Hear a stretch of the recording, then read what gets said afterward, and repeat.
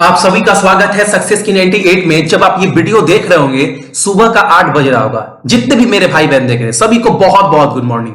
और डेली मैं प्रतिदिन क्या बोलता हूं, सुबह उठकर करेंट अफेयर में 10 से 15 मिनट टाइम दीजिए। आपका सारा क्वेश्चन बिना एक टॉपिक छोड़े हुए कवर हो सकता है, ठीक है।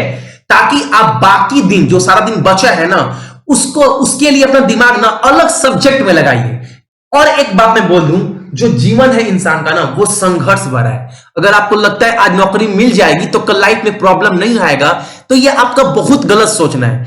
इंसान का जीवन जो है ना, वो संघर्ष भरा होता है। और जो सक्सेसफुल इंसान होते हैं वो ये नहीं सोचते हैं कि मुझे कितना दिन जीना है, क्या करना है। वो डेली संघर्ष करते हैं ताकि उनका डेली का दिन बेहतर हो पाए।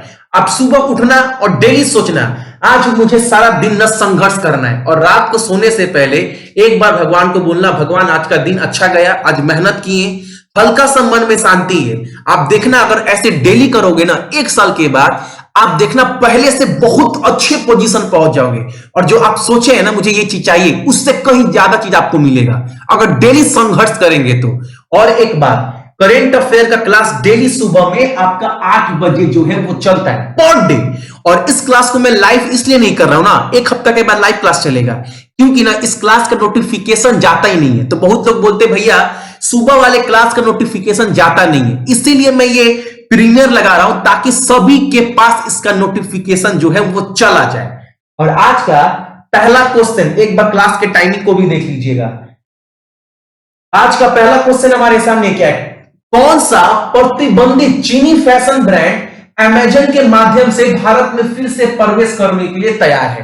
देखो, सरकार के द्वारा बहुत सारा चाइना के माल पर जो है वो बैन लगाया गया था। इस कंपनी के ऊपर भी बैन लगाया था, लेकिन ये कंपनी ना अब अमेजन के माध्यम से, जो ऑनलाइन शॉपिंग है, ई कॉमर्स मार्केट है, उसके माध्यम से ना अब ये दोबारा से इंडिया में घुसने का प्रयास कर रहा है। ये कौन सा कंपनी है? फैशन मतलब कपड़ा गंजी ये सब जो बेचता है, ये कौन सी कंपनी है? तो इस कंपनी का नाम है सीन। अक्सर देखोगे ना मिंत्रा के ऊपर भी इसका पहले बहुत सामान बिक्री होता था, बहुत ज्यादा, और दामी बहुत ज्यादा ही सामान है। अब ये चाइना का ब्रांड है। अब ये क्या कर रहा है, अब तो भारत में बंद हो गया है, लेकिन अब ये अमेजन के माध्यम से घुसने की जो है वो तैयारी कर रहा है। एकदम याद रखिए जितने भी लोग भी देख रहे हैं। और एक बात मैं बता दूं आप सभी को, अमेजन के फाउंडर कौन है? तो आप सभी को पता होगा भैया, अमेजन के फाउंडर ना जेफ बेजोस थे, जो जुलाई के महीना में अंतरिक्ष में जाने का प्लान बना रहे हैं। दूसरी बात, अमेजन के नया सीईओ का नाम पता है आपको? नया सीईओ का नाम एंडी जेसी, ये भी याद रखिएगा। अगला क्वेश्चन हमारे सामने क्या है, किस राज्य सरकार ने कांवड़ यात्रा 2021 की अनुमति दे दी है? आप सभी को पता होगा, अगर बोला जाए ना सबसे बड़ा कांवड़ मेला जो बोल बम लेकर जाते हैं ना कांवड़ वगैरह, वो सबसे बड़ा मेला कहां लगता है? झारखंड में, बाबा देवघर के पास, ठीक है। लेकिन अभी पिछले साल सब कपाट बंद था, सब बाबा का जितने भी शिव जी के लिंग है सब जगह बंद था। लेकिन अभी क्या हुआ है, झारखंड सरकार ने इसका फैसला अभी किया ही नहीं है कि 21 में कांवड़ यात्रा होगा कि नहीं होगा। लेकिन उत्तर प्रदेश सरकार ने ना बोल दिया है 2021 का कांवड़ यात्रा होगा। अब आप बोलेंगे उत्तर प्रदेश में कांवड़ यात्रा कहां होता है? बनारस में काशी विश्वनाथ बाबा का दरबार है, बहुत बड़ा, ठीक है। वहीं पर कांवड़ यात्रा 2021 का जो है वो होगा। अच्छा, एक बात बताइएगा हमें, उत्तर प्रदेश के मुख्यमंत्री का नाम सभी को पता है भैया, योगी आदित्यनाथ है। लोकसभा सीट भैया 80 है, राज्यसभा सीट 31 है। यहां के राज्यपाल का नाम है भैया आनंदीबेन पटेल, और लखनऊ जो है यहाँ की राजधानी है। अगला क्वेश्चन हमारे सामने क्या है, केंद्र सरकार ने जितना भी सेंट्रल एम्प्लॉय है ना, जितना भी केंद्र कर्मचारी है, उनके लिए महंगाई भत्ते को 1 जुलाई 2021 से ना बढ़ाकर कितना कर दिया है? पहले महंगाई जो था ना भत्ता, वो 17% था, अब इसको बढ़ाकर 28% कर दिया गया है। एकदम याद रखिएगा, ठीक है। अगला क्वेश्चन हमारे सामने, 100% प्रथम खुराक कवरेज प्राप्त करने वाला पहला केंद्र शासित प्रदेश कौन सा बन गया है? कहने का मतलब है ना, जो कोरोना का वैक्सीन पड़ रहा है ना, उसका पहला डोज उस केंद्र शासित प्रदेश में सभी नागरिक को लगा दिया गया है। ये पहला राज्य बन गया है। वो कौन सा बन गया है तो आपका लद्दाख केंद्र शासित प्रदेश। एकदम याद रखिएगा, बहुत इंपॉर्टेंट क्वेश्चन है। और लद्दाख के उपराज्यपाल का नाम भी पता होगा आपको, मैंने काफी बार बताया है, राधा कृष्णा माथुर नाम है, ठीक है। और बगल में जम्मू कश्मीर है, वहां के उपराज्यपाल का नाम तो मनोज सिन्हा। अगला क्वेश्चन हमारे सामने देखो, एक्सिम बैंक, जो ये एक्सिम बैंक है ना, ये कल्पतरु पावर ट्रांसमिशन लिमिटेड द्वारा बिजली उत्पादन के लिए, बिजली के कार्य के लिए ना 35.26 मिलियन का लोन ऋण देगी किस देश को इस परियोजना के लिए? तो ये लोन दिया जाएगा आपका सेनेगल को। एकदम याद रखिएगा, देख रहे हैं एक्सिम बैंक जो है इतना का लोन दे रही है सेनेगल को, किसके लिए? कल्पतरु परियोजना के लिए। अब एक बात और याद रखिएगा, सेनेगल का नाम, राष्ट्रपति का नाम, यहां का मुद्रा, यहां का राजधानी, ये आपको मेरे साथ साथ दिमाग में बोलना है चिल्लाकर। अगर मैं बोलूं सेनेगल का राजधानी क्या है तो आप बोलिएगा डाकर। मुद्रा वेस्ट अफ्रीकन CFA फ्रैंक, और मैकी सेल यहां के राष्ट्रपति हैं। अभी किसी को ना देखो, बहुत लोग ना बस देखकर आगे बढ़ सोच रहे आगे बढ़े, लेकिन मैं बोल रुकिए, थमिए, थोड़ा दिमाग में एक बार ना बोलिए कम से कम। मैंने क्या बोला? कैपिटल डकर है, वेस्ट अफ्रीकन CFA फ्रैंक मुद्रा इस्तेमाल करता है, मैकी सेल जो है यहां के राष्ट्रपति हैं। अगला क्वेश्चन हमारे सामने क्या है?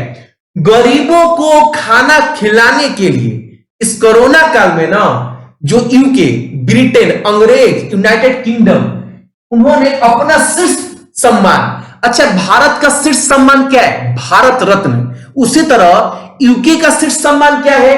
तो आपका Commonwealth point of light award. इस पुरस्कार को नवाजा गया है किस इंसान को? किस लिए दिया गया है भैया?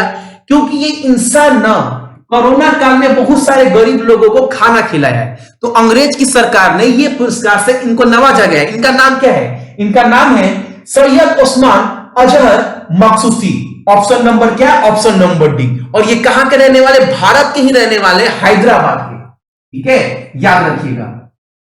अगला क्वेश्चन हमारे सामने एक किताब है।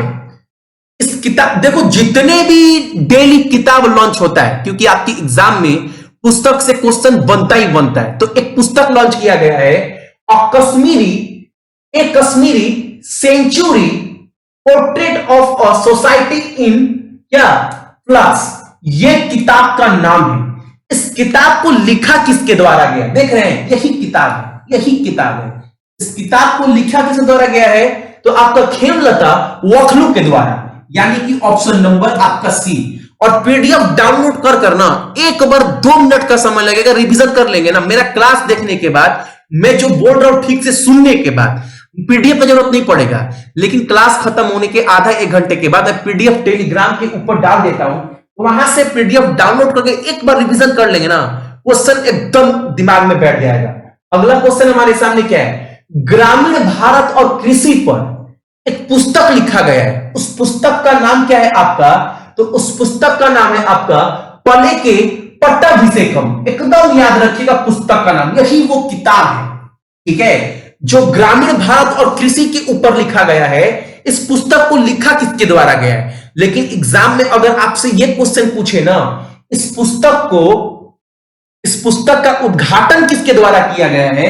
तो वेंकैया नायडू के द्वारा। एकदम याद रखिए क्वेश्चन, एकदम क्वेश्चन पूछेगा कि इस किताब का उद्घाटन किसके द्वारा किया गया है, तो क्या बोलिएगा? उपराष्ट्रपति वेंकैया नायडू के द्वारा, ठीक है। अब एक बात और सुनिएगा आप सभी, इस किताब को लिखा गया है पूर्व सांसद रह चुके हैं आंध्र प्रदेश के, आंध्र प्रदेश के सांसद रह चुके हैं, ठीक है। इनका नाम क्या है? इनका नाम है यलमचिली शिवाजी। ऑप्शन नंबर आपका क्या होगा? Option number C. ये पूर्व क्या रह चुके हैं? सांसद रह चुके हैं। इनके द्वारा ही ये किताब लिखा गया, जिसका उद्घाटन हमारे देश के उपराष्ट्रपति वेंकैया नायडू जी के द्वारा किया गया है। अगला क्वेश्चन हमारे सामने, आपको पता होगा 1983 वर्ल्ड कप के जो भारत क्रिकेट में था ना विजेता, उस टीम का हिस्सा थे और बहुत अच्छा खेल भी खेले थे उस समय। इनका नाम क्या था? इनका हाल ही में निधन हो गया है। नाम क्या था? यशपाल शर्मा। ये कौन सा खेल खेलते हैं? तो मैंने बता ही दिया आपको, क्या होगा? Option number cricket. अगला क्वेश्चन हमारे सामने, एक और किताब का उद्घाटन हमारे देश के उपराष्ट्रपति के द्वारा किया गया है, वेंकैया नायडू के द्वारा। उस किताब का नाम क्या है? टेरेस गार्डन मिडिल थोथा। एकदम याद रखिएगा, इस किताब को किसने लिखा है? तो इस किताब को लिखा गया थुमेती राघोथामा रेड्डी के द्वारा। Option number C. अगला क्वेश्चन हमारे सामने, क्रोएशिया में ना, क्रोएशिया का जो राजधानी है जैग्रेब, वहां पर क्रोएशिया ग्रैंड शतरंज टूर्नामेंट चल रहा था। इस प्रतियोगिता को ना भारत के विश्वनाथ आनंद ने जीत लिया है।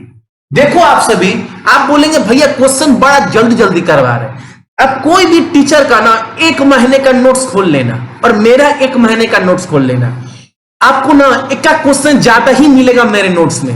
और किसी भी टीचर का बुराई नहीं करें, क्योंकि सब अपने आप में ना कलाकार हैं, बड़े बड़े, हमसे तो बहुत टैलेंटेड है, बहुत सारे टीचर हैं। लेकिन मैं बराबर बोलता हूं ना, मैं समय बहुत कम देता हूं आपको, बहुत कम। अगर 1 महीने का मेरा समय देखेंगे ना, डेली 15-16 मिनट कर, तो आप मिला लीजिएगा। लेकिन सभी टीचर अच्छे हैं, मैं तो यही बोलता हूं बराबर। अगला क्वेश्चन हमारे सामने, भारतीय नौसेना को, इंडियन नेवी को भारतीय नौसेना दिवस कब मनाते हैं? 4 दिसंबर को मनाया जाता है। इंडियन नेवी का, भारतीय नौसेना का प्रमुख कौन है? करमबीर सिंह। भारतीय नौसेना को 10वां ये समुद्री गश्ती विमान किस कंपनी के द्वारा दिया जाएगा? बताइए। एक जहाज है भाई, एक किसके द्वारा दिया जाएगा? तो बोइंग कंपनी के द्वारा, जो अमेरिका की ना बहुत बड़ी कंपनी है, बहुत बड़ी कंपनी है। तो एकदम याद रखिए जितने लोग भी देख रहे हैं, यह जहाज जिसका नाम क्या है? P8I, इस जहाज को किसके द्वारा दिया जाएगा? तो बोइंग कंपनी, यानी जो अमेरिका की बहुत बड़ी कंपनी है। अगला क्वेश्चन हमारे सामने यहां पर है, T20 में यानी 2020 क्रिकेट में 14,000 रन बनाने वाले पहले खिलाड़ी कौन बन गए हैं? तो स्पार्टन, जो बोलते हैं मिस यूनिवर्स बॉस, ये खुद बोलते हम हैं, इनका नाम क्या? Chris Gayle. ठीक है। अगला क्वेश्चन हमारे सामने, कौन सा देश 2026 का विश्व बैडमिंटन चैंपियनशिप की मेजबानी करने के लिए तैयार है? 2026 का जो बैडमिंटन टूर्नामेंट होगा ना, वो भारत में किया जाएगा। लेकिन साथ में 2-3 चीज और पढ़िएगा। 20 वाला कहां पर है? टोक्यो में। ये 22 वाला होगा, 22 वाला टोक्यो में होगा। 23 वाला कोपेनहेगन, जो डेनमार्क का राजधानी है, यहां पर खेला जाएगा। एकदम सूची याद रखना। 25 वाला पेरिस फ्रांस में होगा।